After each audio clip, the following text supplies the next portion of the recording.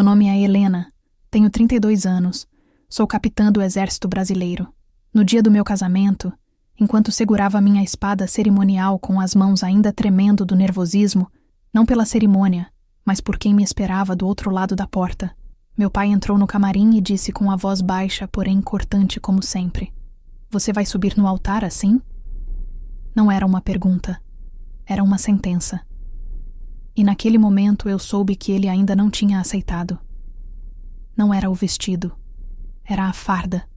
A farda de gala com as medalhas no peito. Meu uniforme branco impecável com a insígnia que tanto lutei para conquistar. Para ele, aquilo era vergonhoso. Para mim, era a única forma de estar inteira naquele altar. E eu não ia recuar. Sempre fui a filha que desafiava o script. Cresci em uma mansão onde cada passo era vigiado por câmeras de segurança e palavras eram usadas como contratos. Meu pai, empresário renomado no setor financeiro, nunca entendeu por que uma menina com acesso a tudo escolheria o barro do campo de instrução, as botas pesadas e a solidão de uma base militar. "Isso é pra gente sem opção, Helena", ele dizia. "Você tem o mundo nas mãos e quer se enterrar viva num quartel?" Mas ele nunca soube que o mundo que ele achava que me dava sempre vinha com grilhões. Cada jantar em família era uma prova de obediência. Cada escolha, uma negociação. Cada sim custava um pedaço da minha voz. Foi aos 17 anos que tomei a decisão. Estava escondida no banheiro com um folheto da SPCX que uma colega me deu. Li cada linha como se fosse uma senha para escapar. Escrevi minha inscrição em segredo e fui chamada. Quando contei, ele riu. Não foi sarcasmo. Foi desprezo. "Você não dura uma semana lá." Duraram-se 5 anos. Depois, mais 5. Me tornei capitã. Conquistei meu espaço sem atalhos, sem sobrenome. Nunca me senti tão viva quanto na primeira vez que montei guarda noturna com o céu cheio de estrelas e meus próprios pensamentos como única companhia. Nunca me senti tão pertencente quanto quando recebi minha primeira medalha por mérito. Mas ele nunca foi, nem uma vez. Nunca viu nenhuma das cerimônias. E sempre fazia questão de fingir que nada daquilo era importante. Então veio o convite. Eu e Arthur, major do exército, estávamos juntos há 3 anos. Nos conhecemos durante uma operação conjunta no Acre. A primeira coisa que ele disse para mim foi: "Você fala como quem não se curva para ninguém." Eu ri. E naquele riso ele viu tudo que meu pai nunca quis enxergar. Arthur era íntegro, centrado, discreto. E me amava como se minha história fosse parte da dele. O pedido veio após uma missão, ainda de uniforme, no hangar silencioso de uma base aérea no interior do Mato Grosso. Ele ajoelhou com o coturno sujo de terra e disse: "Quer continuar servindo ao meu lado, na vida toda?" Eu disse sim. Foi o sim mais livre que já dei. Decidimos por uma cerimônia elegante, mas com toques da nossa história.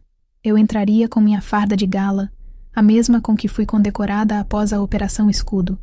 As madrinhas usariam vestidos azul petróleo, em homenagem à cor da infantaria. A trilha seria instrumental, com uma adaptação de cisne branco na entrada dos oficiais que fariam o túnel de espadas.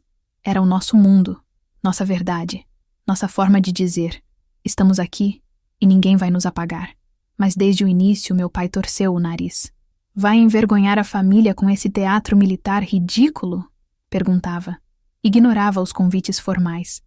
Reclamava que teria que dividir o salão com pessoas de farda, como se estivesse falando de pragas. Nunca mencionou o noivo pelo nome.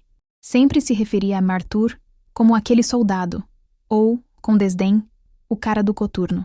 E quando minha mãe, sempre neutra, tentou defender, ele a silenciou com um olhar que eu conhecia desde criança. O mesmo que me fez ter medo de perguntar se podia cortar o cabelo curto aos 12 anos. O mesmo que me fazia engolir palavras até engasgar. Na manhã do casamento, tudo parecia calmo. As flores chegaram, o salão estava impecável, e meus colegas de tropa começaram a se posicionar na formação cerimonial. As madrinhas riam nervosas. A banda afinava os instrumentos. Eu estava sozinha na sala de preparação, passando pela última vez o pano de microfibra nos botões dourados do meu uniforme, quando ouvi a porta abrir sem bater. Era ele. Entrou como quem invade um território. Parou diante de mim e ficou em silêncio. Eu virei devagar, esperando um comentário, uma crítica, um suspiro. Mas o que veio foi direto. "Você vai subir no altar assim?" Minha garganta travou. Tentei sorrir, como fazia quando era mais nova para aliviar a tensão.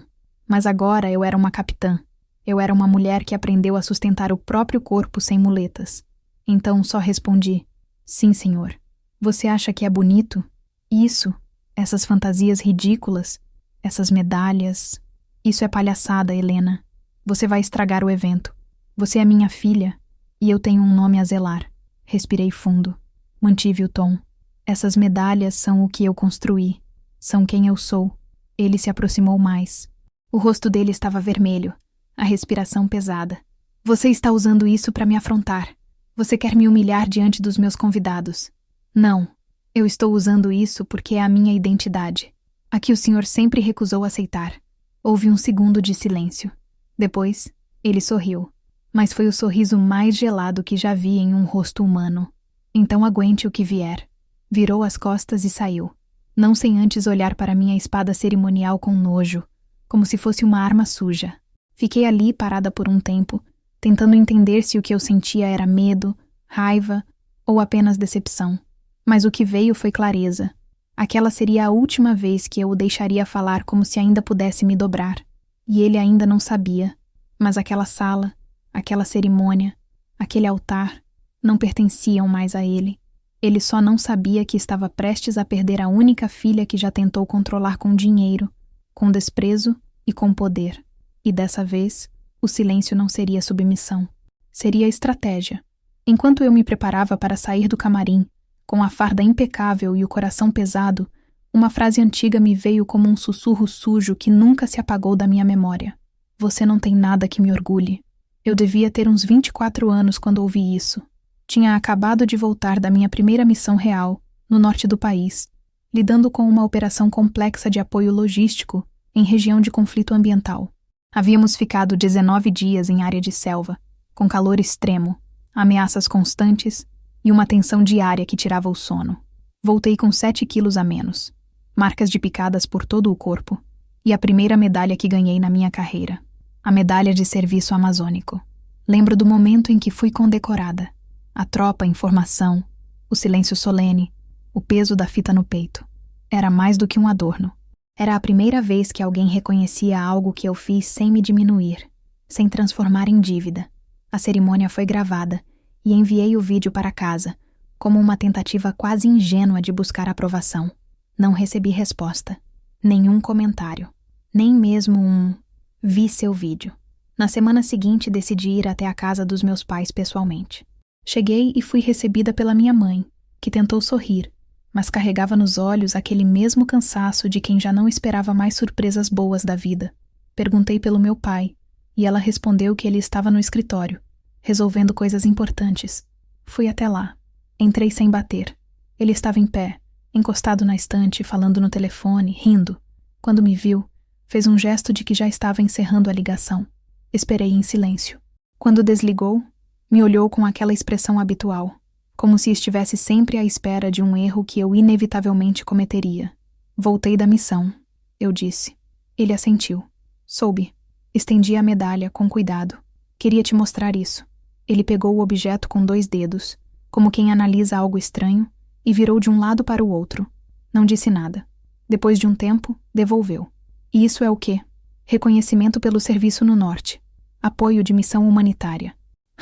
Entendi, respondeu, irônico. Então você ganha prêmios por entregar água e arroz no mato? Engoli em seco. Tentei explicar, mas ele cortou com aquela frase que nunca mais saiu de mim.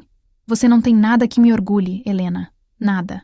Essas bobagens que você acha grandiosas não passam de desculpas para fugir do que poderia ter sido. Você podia ser CEO de qualquer empresa minha. Podia estar no topo do setor financeiro.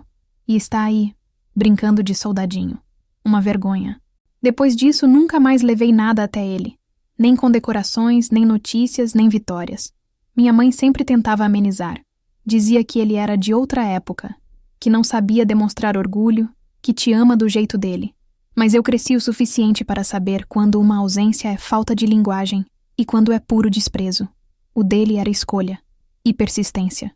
Durante anos, nossas conversas foram cordiais, esporádicas e cheias de lacunas. Ele me chamava para almoços de negócios fingindo que queria me incluir, Mas era apenas uma forma de me expor como a filha rebelde que virou militar. Sempre fazia questão de repetir a frase, minha filha, a única que não trabalha comigo, como se fosse piada. Os convidados riam, eu sorria, mas por dentro, cada risada era um tiro, e ele sabia. Esse era o jogo dele. Ele não gritava, ele não feria com socos. Ele esvaziava você por dentro, gota a gota, até que você se perguntasse se ainda valia a pena respirar no mesmo ambiente. E mesmo assim, eu continuei tentando. Ainda acreditava, no fundo, que um dia ele entenderia. Que talvez, ao me ver em destaque em alguma cerimônia oficial, ele se orgulhasse. Mas não. Mesmo quando saí na capa da revista interna das Forças Armadas por uma ação que salvou a vida de civis durante um acidente de transporte de armamentos, ele comentou apenas: essa foto ficou estranha, seu queixo está torto. No fundo, ele não queria apenas que eu não usasse farda. Ele queria que eu fosse outra pessoa, uma peça moldada nos parâmetros dele. Sem fendas, sem medalhas, sem alma. E agora, ali, no dia do meu casamento, prestes a unir minha vida à de um homem que conhecia cada uma dessas feridas, ele apareceu com o mesmo olhar, o mesmo controle, o mesmo medo de que eu não representasse o mundo que ele tanto tentava proteger, o das aparências. Arthur, meu noivo, sabia de tudo, desde o início. Sabia que meu pai nunca o reconheceu como à altura, que chegou a sugerir em jantares discretos que eu repensasse o noivado, que eu estava jogando minha vida fora com um oficial de carreira que jamais seria um homem de verdade. Leia-se, um homem com ações, empresas, helicópteros e jantares com ministros. Arthur nunca respondeu, nunca reagiu, mas sempre dizia: o tempo ensina o que a raiva não resolve. E era isso que ele fazia. Observava, guardava. Na noite anterior ao casamento, ele me abraçou no estacionamento da igreja e disse: amanhã, se ele cruzar a linha, você não precisa dizer nada. Eu soube que ele já tinha lido O Campo de Batalha. E eu sabia que, ao contrário do meu pai, ele era um homem que respeitava linhas. Mas se alguém as ultrapassasse, ele saberia o que fazer. Quando me posicionei na porta da cerimônia, pronta para entrar com meu uniforme branco de gala, passando sob o túnel de espadas dos meus colegas de tropa, eu não pensava mais no que meu pai sentiria. Pensei em quantas vezes sonhei em ter minha própria voz, em poder dizer sim, sem medo de levar um tapa invisível depois. Pensei na pequena Helena que colava papéis na parede do quarto com frases como: um dia eu vou ser forte. Pensei nas lágrimas que engolia ao ser chamada de homem na infância, de fracasso na juventude e de vergonha na vida adulta por alguém que deveria me amar primeiro, e não por último. E pensei que aquela medalha que ele nunca tocou estava no meu peito, na frente de todos, porque eu não ia esconder mais nada, porque ele não sabia, mas aquela história estava prestes a ser escrita com tinta permanente, e não seria ele quem assinaria o último capítulo. Não foi em Paris, não foi com champanhe, não teve violino, não teve pôr do sol ensaiado, nem anel escondido na taça. O pedido de casamento aconteceu num hangar, no meio de uma base, com cheiro de querosene e gritos de soldados ao fundo. Mas foi ali, entre vozes reais e silêncios sinceros, que eu entendi o que era amor. Amor de verdade. Aquele que não te pede para se esconder. Aquele que não exige que você troque medalhas por maquiagem, botas por salto alto ou honra por etiqueta social. Arthur nunca tentou me suavizar. Desde o primeiro dia, ele enxergou exatamente quem eu era e não desviou o olhar. Nos conhecemos durante uma operação conjunta no Acre. Ele era o major designado para coordenar a logística da missão, e eu era a capitã responsável pela tropa de infiltração em área crítica. Nossas funções se cruzavam pouco no início, mas eu o via. Sempre alerta, sempre respeitoso, sempre firme, mas sem precisar gritar. Um homem que comandava pelo exemplo, não pelo medo. Na primeira vez que conversamos diretamente, foi por causa de um desacordo de rota. Um comboio deveria ter seguido por uma trilha mapeada, mas o terreno tinha se alterado por causa das chuvas. Fui até ele com o relatório na mão, pronta para argumentar. Ele não me interrompeu. Leu cada linha com atenção. Quando terminei, ele me olhou e disse: "Você fala como quem não se curva para ninguém." Aquilo me desarmou mais do que qualquer arma poderia. A partir dali, nossos turnos começaram a coincidir. Nossas conversas, antes técnicas, ganharam risos. Depois, histórias. Depois, silêncios que não pesavam. E então, uma noite, depois de mais de 20 dias em campo, ele me disse algo que ficou gravado na minha pele. Você é a única mulher que eu conheci que consegue me fazer sentir pequeno. E ainda assim, me fazer querer crescer ao lado dela. Quando voltamos da missão, ele me convidou para jantar. Não num restaurante sofisticado. Num refeitório da base, com feijão aguado e arroz sem sal. Mas eu ri o tempo todo. Era a primeira vez em anos que eu me sentia leve. Era a primeira vez que eu não precisava ser menos para ser amada. Com o tempo, começamos a dividir mais do que o horário de serviço. Dividimos a rotina, as roupas de treino, as insônias antes de grandes decisões, os boletins de ocorrência que nos assombravam e os pequenos momentos em que um olhar já dizia tudo. Tô aqui. Minha mãe ficou em silêncio quando contei sobre ele. Meu pai nem olhou nos meus olhos.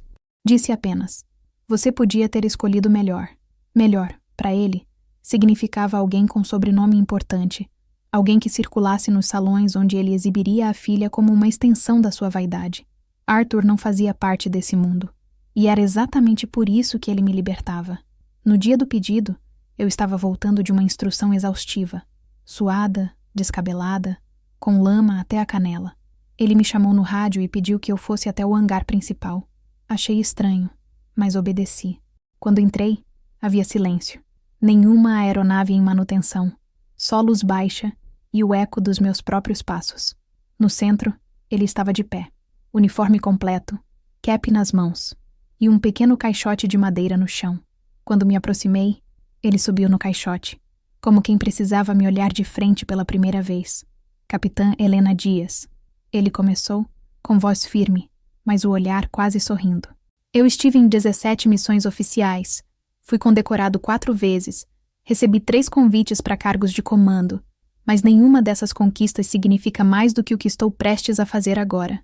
Minha respiração travou. Você me ensinou que coragem não é ausência de medo. É permanecer de pé mesmo quando todos querem te ver ajoelhada. Você me ensinou que amor não se impõe, se constrói. E você me mostrou que ter um parceiro não é ter alguém que te aplaude.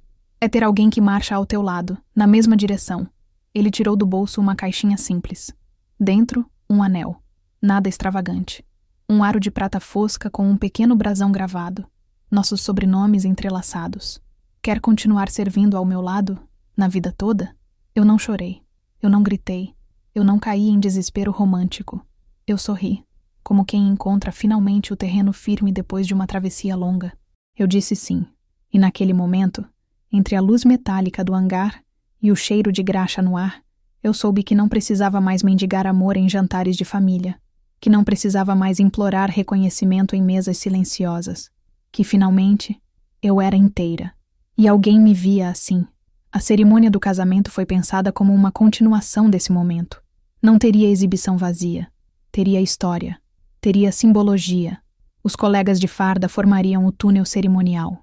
A marcha nupcial seria substituída por um arranjo instrumental de cisne branco. E eu entraria com minha farda de gala, a mesma que carregava cada luta vencida, cada missão sobrevivida, cada lágrima engolida sem testemunhas. Foi quando contei isso ao meu pai, semanas antes da cerimônia, que ele teve sua última explosão privada. Você vai mesmo usar aquela farda ridícula? Quer ser motivo de piada? Vai arruinar o único dia em que poderia parecer feminina? Eu já sou, respondi, sem precisar de vestido branco nem véu, e mesmo que eu suba naquele altar com a cara coberta de camuflagem, eu estarei me casando como eu sou. Ele bateu a mão na mesa, gritou, disse que não compareceria. Depois apareceu com o nome dele no topo da lista de convidados, como se tudo fosse sobre ele, como se ainda pudesse controlar a narrativa. Arthur ouviu tudo com a calma que sempre teve, mas eu sabia, ele estava atento, silencioso, observador. E se meu pai ultrapassasse a linha, eu sabia que ele agiria, não com violência, mas com a autoridade que só quem enfrentou guerra verdadeira possui. A autoridade de quem sabe que respeito não se pede, se impõe, se precisa. Na véspera do casamento, Arthur me disse algo que soou quase como uma promessa. Não importa o que ele diga amanhã. Você vai ser honrada, nem que eu tenha que ensinar à força quem você é. Eu não entendi, à época, o peso daquelas palavras. Mas depois, no altar, quando tudo aconteceu, eu entendi que não era uma promessa. Era um protocolo silencioso, uma missão. E meu pai, ele cruzaria a linha, e não sairia ileso. O espelho do camarim embaçava levemente por causa do ar-condicionado em excesso e da minha respiração contida. A sala era decorada com flores brancas e detalhes em dourado, como se a cerimônia ali dentro precisasse competir com o luxo do salão principal. Mas para mim, aquele espaço era apenas uma trincheira silenciosa antes do confronto. A espada cerimonial repousava sobre a cadeira ao lado. Minha farda de gala estava ajustada com precisão. O tecido branco contrastava com as medalhas no peito, não como adorno, mas como cicatrizes visíveis, insígnias de escolhas que eu fiz quando todos diziam que não era possível. As mesmas medalhas que meu pai nunca tocou, o mesmo uniforme que ele disse que jamais permitiria em um evento de família. A música já começava a ecoar pelo salão. Sons suaves de cordas e metais se entrelaçavam num arranjo sutil, escolhido a dedo por mim e por Arthur. Lá fora, o protocolo seguia. Madrinhas alinhadas, oficiais posicionados para o túnel de espadas. Os convidados, segundo me disseram, já acomodados sob lustres que custavam o preço de uma casa simples. Mas ali dentro, sozinha, com a mão direita repousando sobre a espada, eu sentia que a batalha mais íntima da minha vida estava prestes a se tornar pública. E então a porta se abriu, sem batidas, sem anúncio, sem respeito. Meu pai entrou, como quem entra num escritório seu, como se aquele espaço também lhe pertencesse. Estava de terno escuro, camisa branca e uma gravata azul marinho que combinava perfeitamente com o lenço dobrado em triângulo no bolso do paletó. Seu rosto estava sóbrio, o olhar clínico. Ele me observou por alguns segundos. Depois puxou uma cadeira com certo desdém e sentou-se à minha frente. Não disse nada de imediato. Apenas pegou um lenço de bolso e limpou uma mancha invisível na própria calça. E então, com o mesmo tom que usava para dispensar funcionários, falou: "Você ainda pode trocar de roupa." Não era uma sugestão. Era um comando disfarçado. Um último ultimato. Permaneci em silêncio por alguns segundos, como aprendi nos anos de instrução militar. Silêncio não como recuo, mas como postura de avaliação. Quando falei, foi com firmeza. Essa é minha farda de gala. Essas medalhas representam o que eu vivi, o que eu construí. Ele riu. Não uma gargalhada. Um riso breve, amargo, quase automático. Você vai subir no altar vestida de ridícula, como se estivesse encenando um teatrinho de quartel na frente de ministros, desembargadores, empresários. Você acha mesmo que isso aqui é um desfile do exército? Ele gesticulava ao redor, como se o espaço pertencesse a ele, como se a cerimônia fosse uma espécie de vitrine para seus contatos, suas alianças, seus jogos. Você não percebe o vexame que vai passar? Vão rir de você, de mim, da nossa família. Você quer mesmo transformar o momento mais importante da sua vida num circo? Tentei manter a respiração estável. As palavras dele, embora já esperadas, ainda doíam. Talvez mais pelo esforço dele em fingir que falava por preocupação, quando o único peso real em sua voz era o da vergonha de ter uma filha que ele nunca conseguiu dobrar. Você pode fazer o que quiser depois, no casamento militar, na base, no que for. Mas aqui, agora, diante de 250 convidados, tire essas medalhas ridículas, essa roupa. Isso não é um quartel, Helena. É um casamento. É o meu casamento, respondi. Não é uma recepção de negócios. Você acha mesmo que alguém aqui está interessado nas suas missões na selva? Nas suas operações em regiões que ninguém sabe apontar no mapa? Eles estão aqui por mim, pelo meu nome. Você deve isso a mim. Essa festa, esse buffet, essa estrutura, até o vestido que você não quis usar. Tudo isso veio de mim, e você retribui. Vestida como um soldado de segunda categoria. Não levantei a voz. Não chorei. Não desviei o olhar. Sou oficial do Exército Brasileiro. E o que visto hoje é minha história. O senhor pode não aceitar, mas nunca teve o direito de apagar. Ele se levantou lentamente. A cadeira rangeu. Caminhou até onde a espada cerimonial repousava e a encarou por um instante. Você realmente acredita que isso aqui é uma honra? Perguntou, quase murmurando. Isso é uma algema. Você está presa nessa fantasia de grandeza que ninguém mais reconhece. Caminhou até mim. Parou a poucos centímetros. Baixou o tom. Não me obrigue a fazer o que não quero. Eu ainda sou seu pai. E eu ainda sou a filha que o senhor nunca tentou conhecer. Ele ficou parado por um instante. E então virou as costas. Antes de sair, ainda lançou por cima do ombro. Não se preocupe. Eu saberei exatamente o que fazer se você insistir nisso. E saiu, fechando a porta com cuidado, sem estrondo, mas deixando no ar uma ameaça tão forte quanto qualquer grito. Fiquei ali, sozinha, ouvindo ao longe a mudança da música. O momento se aproximava. Respirei fundo. Peguei a espada. Prendi as luvas. Ajustei as condecorações. E diante do espelho, repeti silenciosamente o que minha mãe dizia quando eu tinha medo de andar sozinha pela rua. A gente não precisa gritar para ser ouvida. Só precisa ter firmeza no passo. Saí do camarim sem olhar para trás. E com cada passo em direção ao altar, eu sentia que algo maior do que um casamento estava prestes a acontecer. Porque quando um homem acostumado a dominar tudo percebe que está perdendo o controle, ele se torna perigoso. E meu pai estava prestes a cruzar o limite. O último. A música que antecedia minha entrada começava a se transformar num sopro de metais solenes. As portas laterais se abriram para os oficiais da guarda de honra, seus uniformes alinhados, a postura ereta, o túnel de espadas desenhado no centro do corredor como uma ponte simbólica entre o que eu era e o que me tornaria. A cada passo que dei, o som das botas ecoava sobre o piso de mármore, impondo um silêncio diferente do que se espera num casamento comum. Não era romantismo, era reverência. Havia algo sagrado naquela marcha, algo que vinha de dentro, muito antes do altar. Os convidados começaram a se levantar, alguns surpresos, outros visivelmente desconfortáveis, e alguns, os poucos que conheciam minha história, com olhos marejados. O salão estava deslumbrante, como meu pai queria. Lustres de cristal francês, arranjos florais milimetricamente dispostos, cadeiras importadas com etiquetas de aluguel que só ele fazia questão de mostrar como prova de status. Mas naquele momento, nada brilhava mais do que o tecido branco da minha farda e o reflexo discreto das medalhas sobre meu peito. Não porque fossem vistosas, mas porque carregavam algo que dinheiro nenhum compra: permanência. A caminhada até o altar parecia mais longa do que qualquer marcha em dia de formatura. Lá na frente, Arthur me esperava de cap sob o braço, ombros retos, olhos fixos. Ele não sorria, ele me via, e havia um orgulho silencioso em seu rosto que me sustentava como uma parede invisível contra tudo o que ainda viria.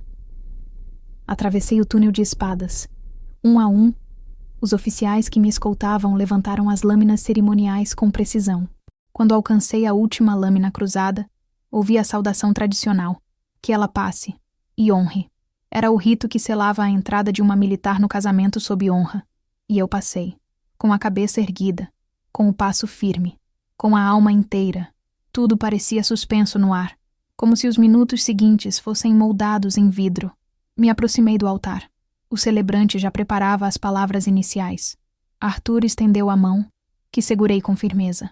O momento tinha chegado, até que não chegou, porque o som que veio a seguir não fazia parte da música. Foi o som de passos apressados sobre o mármore, de um terno escuro empurrando convidados pelo corredor. Meu pai surgiu no centro do salão como um furacão em gravata de seda. A cerimônia parou. O celebrante congelou. Arthur manteve a mão na minha, mas seus dedos endureceram.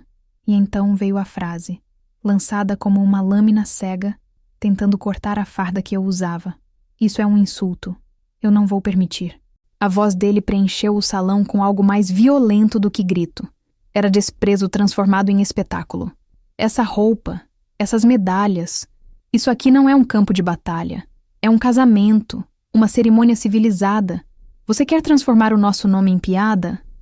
Ninguém sabia o que fazer. As pessoas olharam umas para as outras, esperando uma reação que não vinha. O celebrante tentava retomar a palavra, mas meu pai avançou mais um passo. Olhou para Arthur como quem encara um inimigo de status inferior. E você Deveria ter vergonha de permitir isso. Uma mulher se vestir como homem, se exibir com essas patacoadas. Isso não é casamento. Isso é provocação.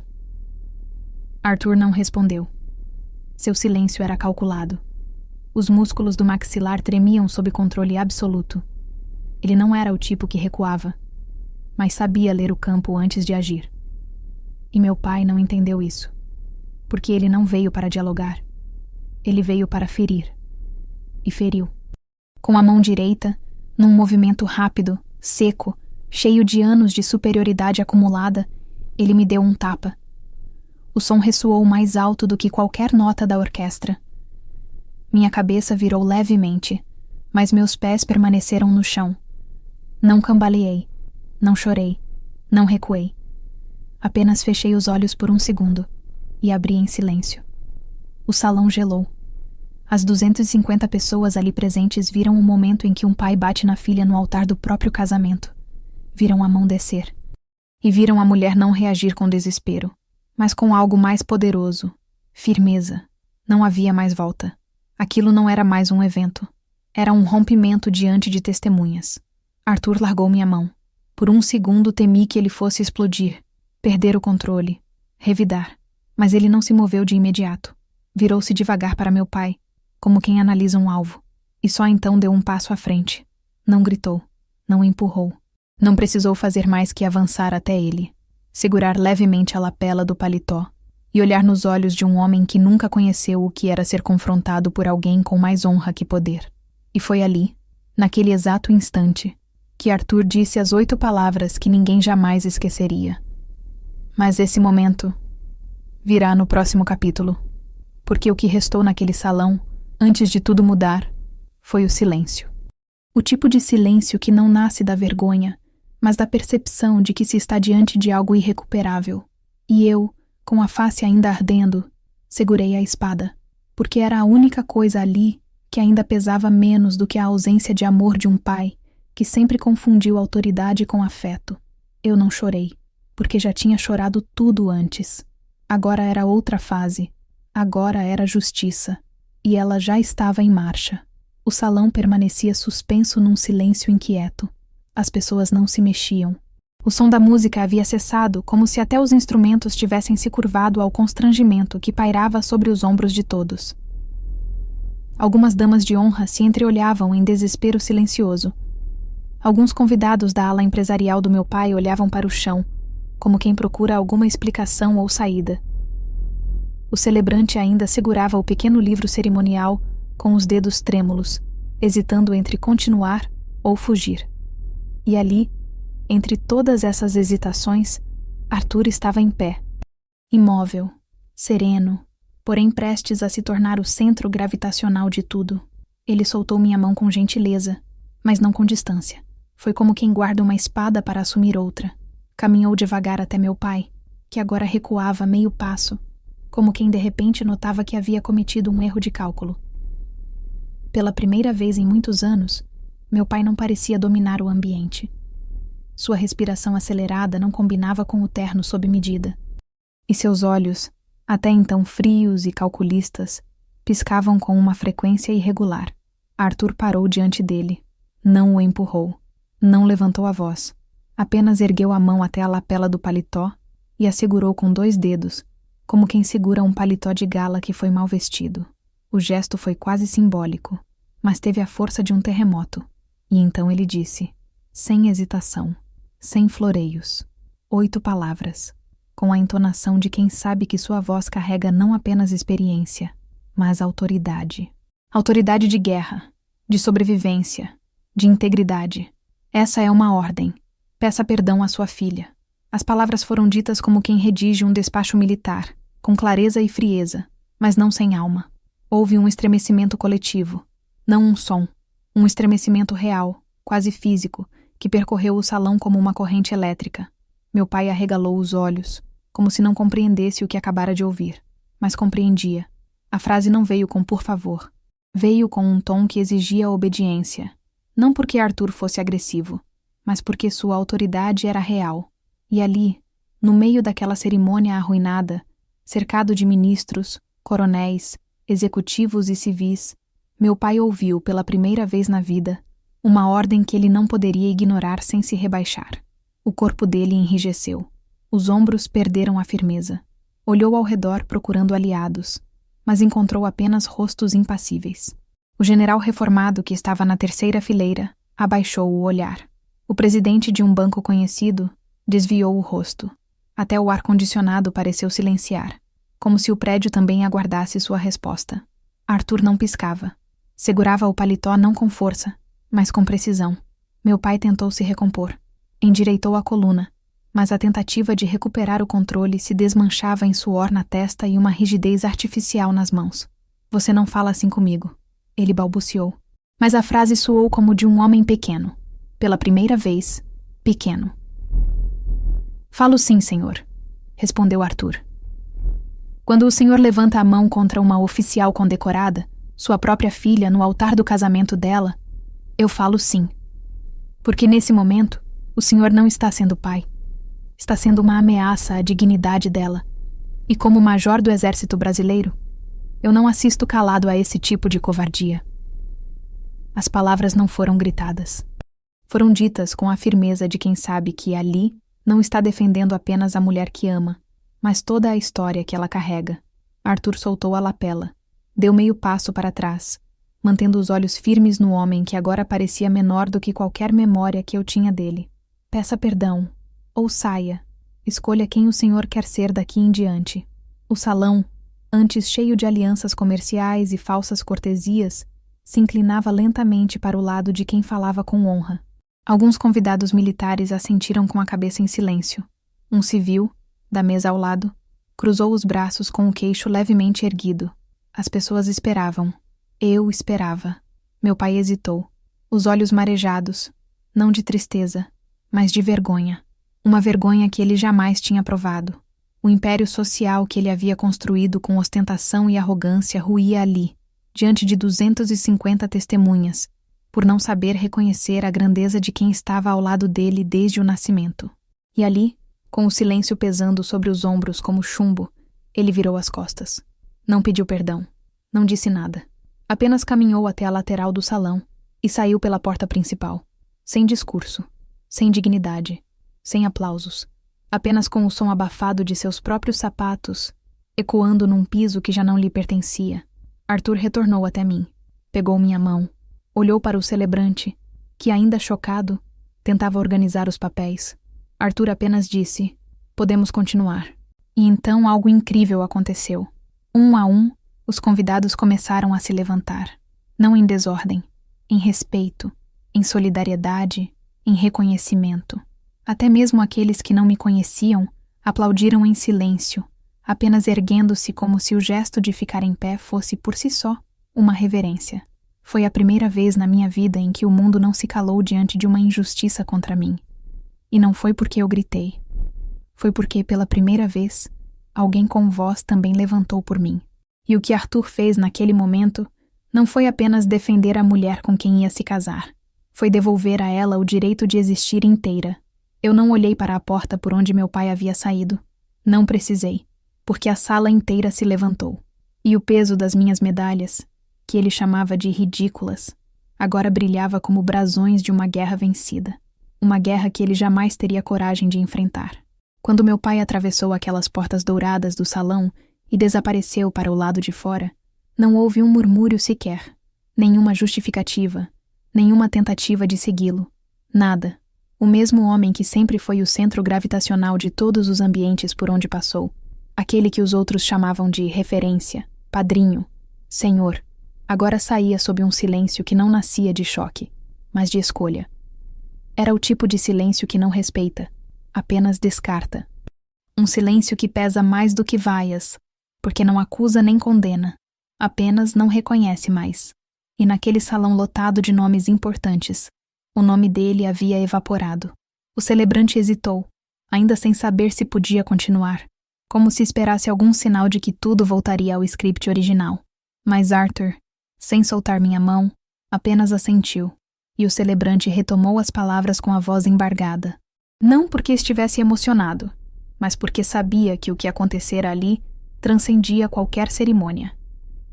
Ele ajustou os óculos respirou fundo e continuou. O casamento prosseguiu. A marcha nupcial adaptada à formação militar foi retomada. Os oficiais do túnel de espadas voltaram à posição de continência. E eu, de pé no altar com a face ainda levemente marcada pelo tapa, permaneci firme. Não por orgulho, mas por dignidade. A cerimônia foi breve, como havíamos planejado.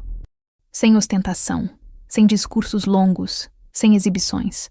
Apenas votos reais, compromissos construídos com a linguagem de quem já tinha visto a dor de perto. Quando Arthur falou, foi direto. Prometeu não me proteger de tudo, mas caminhar comigo por tudo. Quando chegou minha vez, não usei palavras doces, nem metáforas ensaiadas. Apenas disse: prometo nunca abaixar os olhos quando o mundo quiser me apagar. E prometo fazer o mesmo por você. O salão, antes frio, agora era abrigo. Ao final da cerimônia, quando a orquestra iniciou a saída com uma versão instrumental discreta de Hino à Bandeira, não houve os tradicionais gritos de alegria ou chuva de arroz. Houve aplausos contidos, sorrisos cúmplices, olhares que diziam: a gente viu, e estamos com você. O buffet foi servido em silêncio respeitoso. Os convidados se espalharam pelas mesas decoradas, mas algo havia mudado. O espaço onde normalmente meu pai seria cercado por empresários ansiosos por selar negócios ou políticos atrás de favores, estava agora vazio. A mesa central, reservada a ele e sua comitiva, permaneceu intacta. Os lugares não foram ocupados por ninguém. Os garçons, mesmo treinados para seguir protocolo, evitavam o centro como quem contorna ruínas ainda fumegantes. Era um vazio que dizia mais do que qualquer brinde. Enquanto isso, as pessoas se aproximavam de mim. Algumas com palavras hesitantes, outras com gestos simples. Um toque no ombro, um aceno de cabeça, um olhar firme. Um coronel reformado da aeronáutica me saudou com a mão no peito e disse: hoje, a senhorita reescreveu o que é coragem. Uma senhora que eu não conhecia, mas que dizia ser amiga da minha mãe há décadas, me abraçou e cochichou. Eu sempre soube que você era feita de aço, mas hoje vi que também é feita de fogo. E assim foi.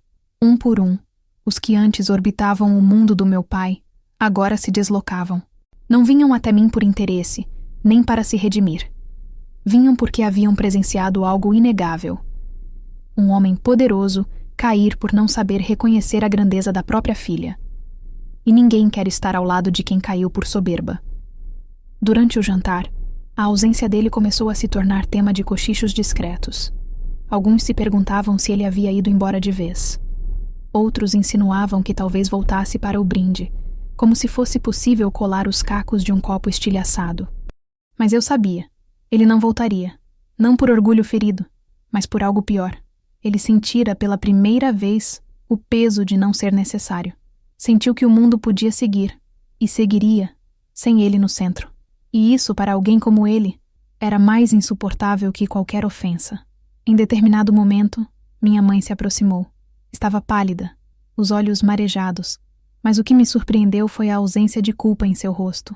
Ela segurou minha mão e disse apenas: você estava linda e forte, como sempre foi. Eu não disse nada. Ela não pediu desculpas por ele, e isso já era uma vitória. Passamos alguns minutos juntas em silêncio. Depois ela voltou para a mesa dela, não a que dividia com meu pai, mas outra, mais simples, ao lado de conhecidos de longa data. A recepção prosseguiu com dignidade. Nada de dança coreografada, nenhum vídeo piegas.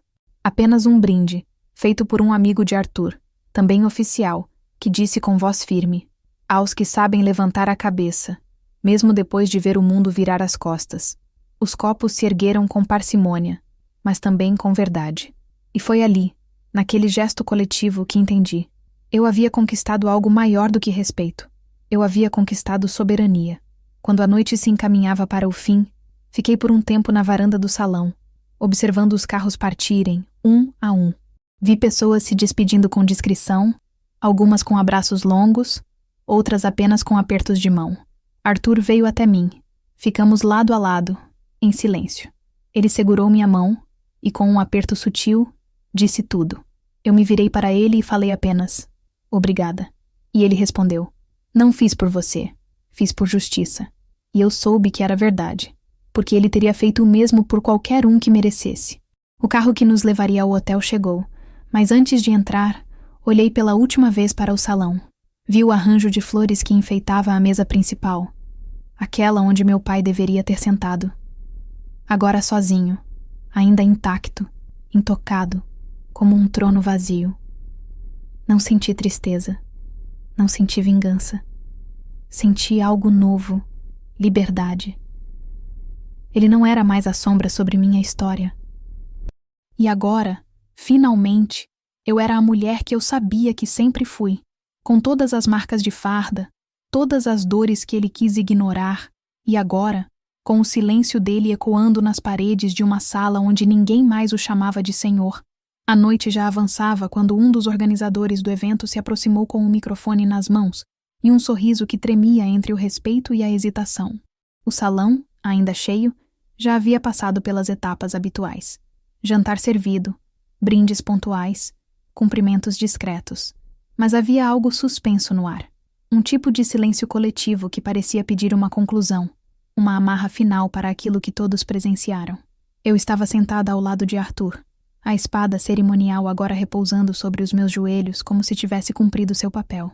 E então veio o convite informal. Capitã, a senhora gostaria de dizer algumas palavras?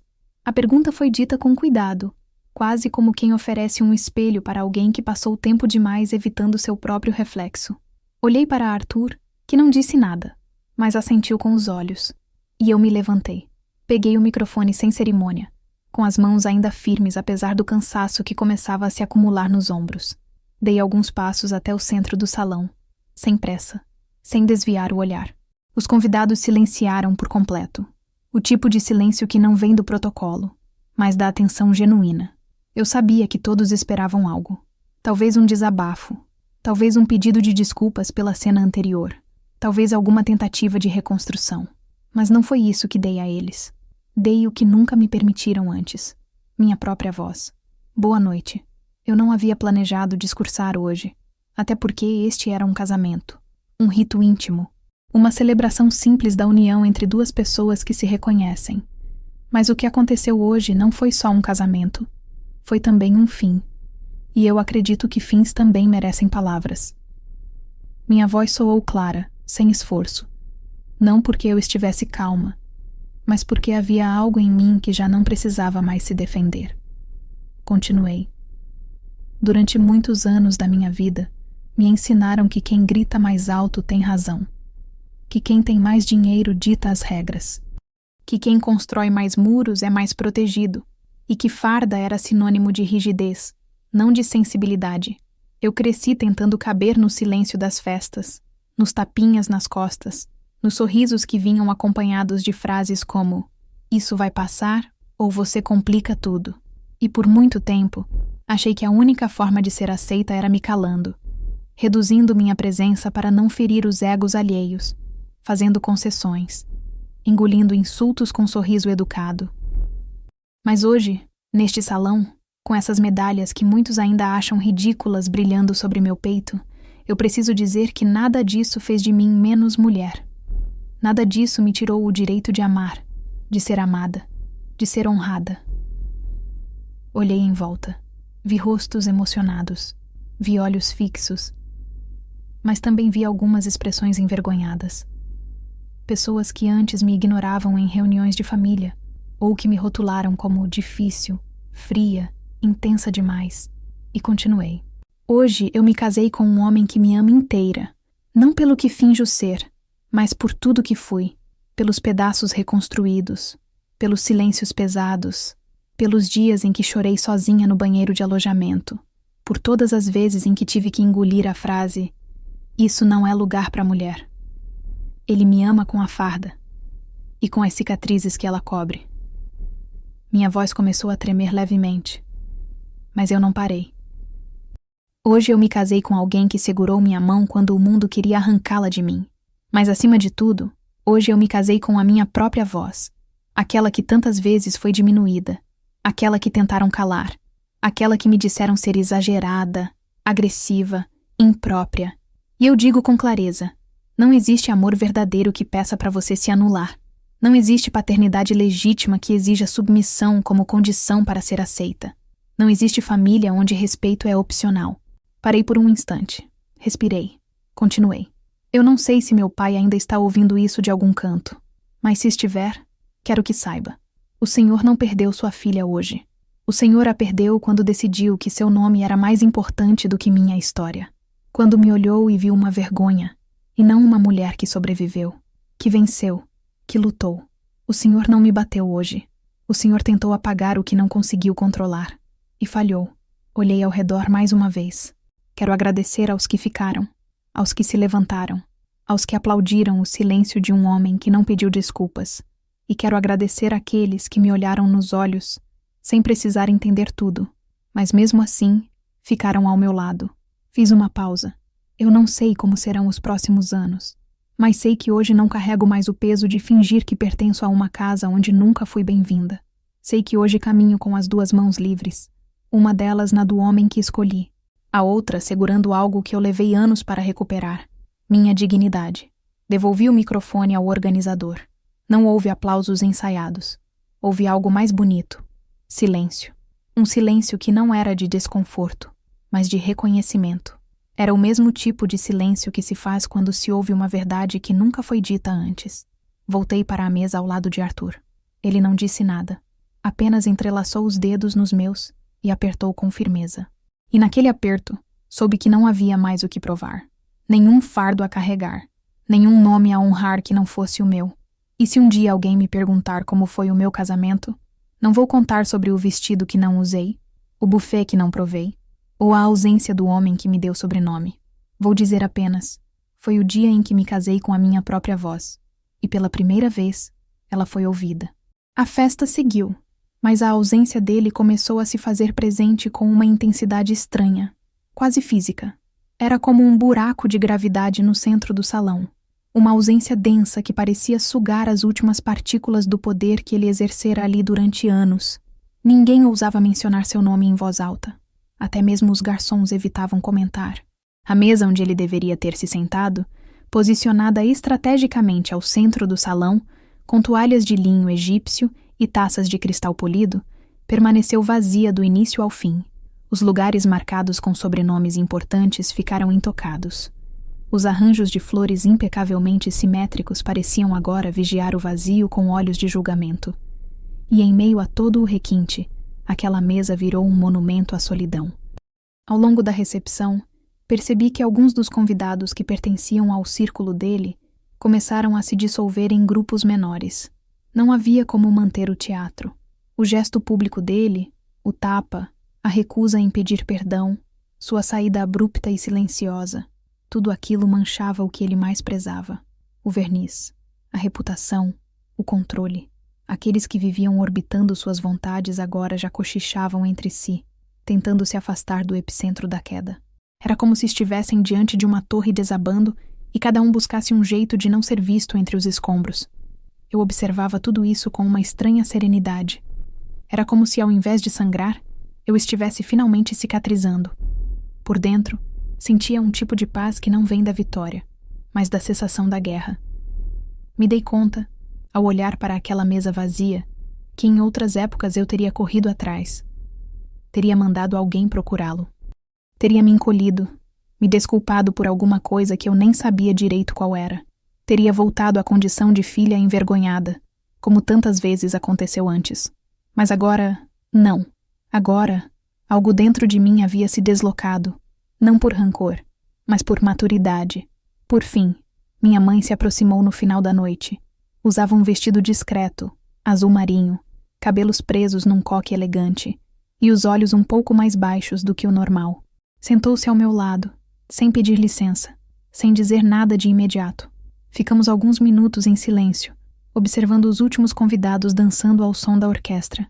Depois ela disse: ele foi embora sem falar comigo. Entrou no carro sozinho.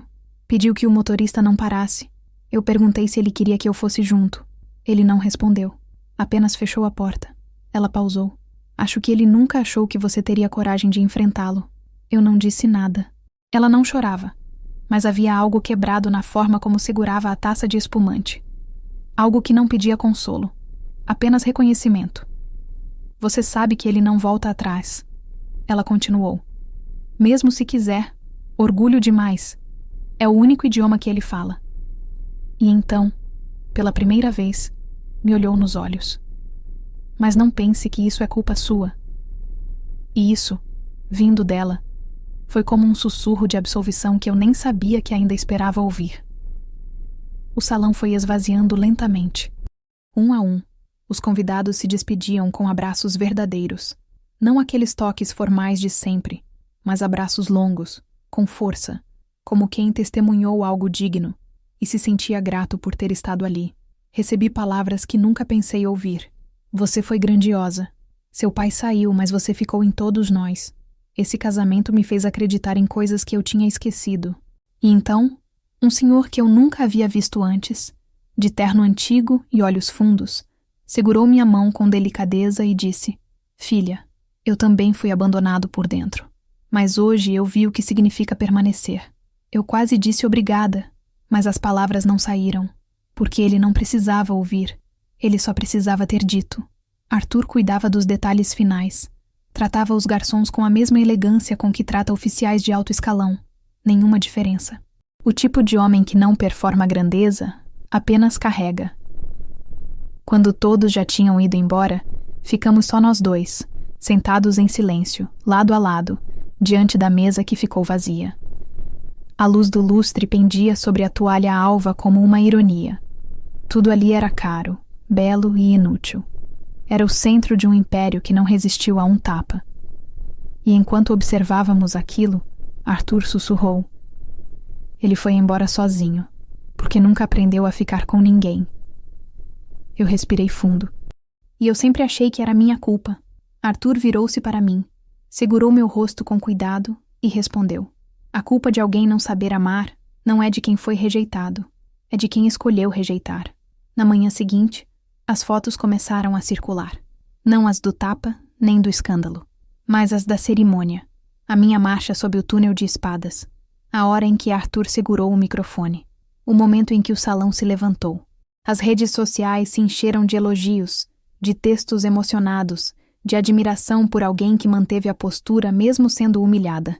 Alguns artigos apareceram em blogs de militares, destacando o simbolismo da cerimônia e o gesto do noivo em defesa da noiva. A narrativa estava fora das mãos do meu pai. Pela primeira vez, ele não controlava mais a versão oficial dos fatos.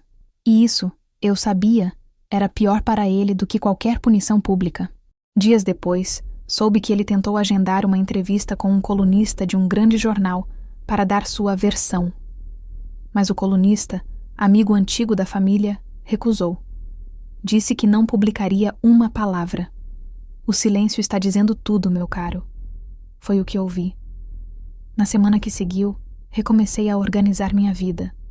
Voltei ao quartel, despachei os papéis pendentes, atualizei minha ficha, retomei minha rotina com a farda agora ainda mais impregnada de significado.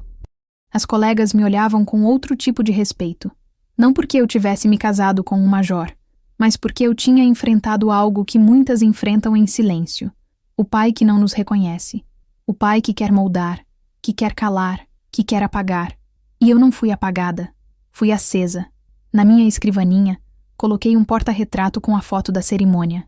Eu e Arthur, mãos entrelaçadas, a espada apoiada sobre os joelhos. Atrás, um pedaço do túnel de espadas e o salão inteiro em pé. Ao lado da foto, deixei a última mensagem que recebi dele antes do casamento, por mensagem de texto. Ainda dá tempo de trocar de roupa. Não faça isso com a nossa imagem. Toda vez que olho para esse retrato, penso no quão errado ele estava. Porque naquele dia, pela primeira vez, eu não fiz algo pela imagem da família. Fiz por mim, pela mulher que ele tentou apagar tantas vezes, pela filha que ele não soube amar, e pela militar que ele nunca reconheceu, mas que o mundo viu brilhar enquanto ele se esvaziava sozinho, no banco traseiro de um carro preto, voltando para casa, sem aplausos, sem aliados, e pela primeira vez, sem poder nenhum. As medalhas que trago no peito não foram feitas para brilhar em salões de festa. Elas não foram cunhadas para impressionar plateias, nem para adornar convites dourados ou pendurar em porta-retratos luxuosos. São de metal, sim, mas de um metal estranho, Um que carrega memórias, cheiro de chuva em campo aberto, suor de noite sem dormir, sangue de missões mal resolvidas e lágrimas que nunca escorreram na frente de ninguém. São frias ao toque, mas vivas por dentro. Porque medalha, para quem sabe o que é vesti-la, não é enfeite, é cicatriz com moldura. E no dia em que meu pai me bateu diante de 250 pessoas, na tentativa de me fazer sentir vergonha por exibi-las, ele não soube que estava perdendo mais do que uma filha. Ele estava perdendo uma general. Não pelo posto, mas pela postura. Nos dias que se seguiram ao casamento, nenhuma mensagem dele chegou. Nenhuma tentativa de retratação, nenhum telefonema noturno, nenhuma desculpa enviesada vinda por meio da minha mãe, como era costume. O silêncio dele era o mesmo de sempre, mas dessa vez não era um silêncio que pesava sobre mim. Era um silêncio que pairava em volta dele, como uma sombra que não encontra a parede onde projetar sua presença. E eu, ao invés de me encolher diante desse vazio, comecei a ocupá-lo com minha própria voz. Fui voltando aos poucos à rotina militar, com uma leveza que me surpreendeu. Pela primeira vez em anos, minhas decisões não passavam mais pelo filtro invisível da tentativa de agradar alguém que nunca quis ser agradado por mim. Só controlado, só servido, só obedecido. Arthur e eu nos mudamos para um novo apartamento, mais próximo da base onde serviríamos. Pequeno, prático, com luz natural e silêncio o suficiente para que cada um pudesse respirar o próprio espaço sem se perder do outro. Em uma das primeiras noites ali, enquanto organizávamos as caixas da mudança, abri o estojo de madeira onde guardo minhas medalhas e coloquei uma por uma sobre a mesa. Arthur observava em silêncio, com aquela expressão de quem entende que certos rituais não se compartilham, apenas se testemunham. Eu passei os dedos por cada uma como quem lê um diário escrito em braille. A medalha de tempo de serviço, a da Operação Escudo, a cruz de bronze pela missão no interior do Pará, a insígnia dourada da minha formação. E, por fim, a mais nova, recém-chegada pelos Correios, a medalha do mérito operacional, entregue dias antes do casamento, por causa da operação de resgate em zona de risco ambiental. Aquela, ironicamente, ainda não tinha sido colocada no estojo. Peguei uma moldura antiga, que sempre esteve guardada no fundo do armário, e decidi fazer algo que nunca tinha feito antes. Montei um quadro com todas as medalhas, não para exibição pública, mas como um lembrete para mim mesma. Eu sou resultado de escolhas que ninguém teve coragem de fazer por mim. E se há algo que ninguém mais pode me tirar, é essa história. A pendurei na parede do nosso quarto, ao lado da janela que dava vista para o pátio de treino. Arthur sorriu, e naquele sorriso não havia idolatria, apenas respeito, o tipo mais raro de todos. Algumas semanas depois, recebi uma carta formal, um envelope branco, selado, remetente. Família Dias. O nome dele escrito com letras frias. Dentro, uma notificação. Um adendo no testamento familiar havia sido feito. Eu estava oficialmente excluída da herança. Sem terreno, sem ações da empresa, sem menção nos documentos de sucessão. Apenas um parágrafo seco informando que minha condução pública inadequada no evento social ocorrido no dia tal havia manchado a reputação do patriarca e, portanto, a quebra de vínculo era definitiva. Li o texto 3 vezes. A frieza dele não me doía. O que me impressionava era o esforço em transformar amor em cláusula, como se família fosse contrato, como se a dignidade pudesse ser negociada. Sorri. Pela primeira vez, um sorriso de verdade. Não de escudo, não de sarcasmo, não de autoproteção. Era um sorriso limpo, inteiro, porque aquela carta, ao invés de me ferir, me libertava. Não havia mais o que esperar. Nenhum aceno, nenhuma lembrança, nenhuma esperança pueril de conserto. Mostrei a carta para Arthur. Ele apenas disse: "Que bom que agora está tudo documentado. Nada pior do que heranças invisíveis."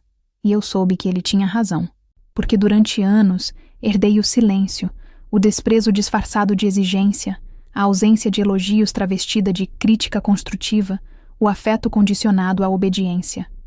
Agora, tudo estava por escrito. Agora, eu podia rasgar, e rasguei, sem raiva, sem drama. Rasguei em tiras finas, coloquei num envelope vazio e deixei sobre minha escrivaninha por 2 dias. Depois, joguei fora. Porque há lutos que não precisam de velório. Basta não carregar mais o peso do caixão. Alguns dias depois, publiquei uma foto do quadro com as medalhas em uma rede social. Não havia legenda longa, nem texto emocional. Apenas uma frase curta. Cada uma delas custou um pedaço de silêncio. E eu recuperei todos. A publicação ganhou força. Colegas de farda, oficiais superiores, civis, mulheres de outros estados comentaram. Algumas compartilharam histórias similares. Outras apenas diziam: obrigada por existir. Não era fama o que me interessava. Era eco. E agora minha voz tinha um. Hoje, quando me olho no espelho antes de vestir o uniforme, não penso mais no que meu pai pensaria. Penso na garota de 15 anos que um dia colou uma folha sulfite na parede com as palavras: eu quero ser forte. Penso nas madrugadas em que quase desisti. Nas missões em que voltei carregando histórias que ninguém teria coragem de ouvir. Penso na noiva que entrou sozinha sob o túnel de espadas e ouviu em uníssono: que ela passe e honre, e penso que eu honrei. Meu pai nunca soube que uma filha pode ser mais do que extensão, pode ser universo próprio, pode ser estrela de outra constelação. Ele sempre quis uma sombra, ganhou uma luz, e não soube lidar. Então, que fique registrado. O dia do meu casamento foi o dia em que ele perdeu a filha que nunca soube amar. Não porque eu tenha me afastado, mas porque ele escolheu sair. E quando saiu, não levou nada, nem meu nome, nem minha história, nem minha voz. Porque medalhas não são só metal. São palavras não ditas, são votos silenciosos, são identidades preservadas. E hoje finalmente são minhas. Todas.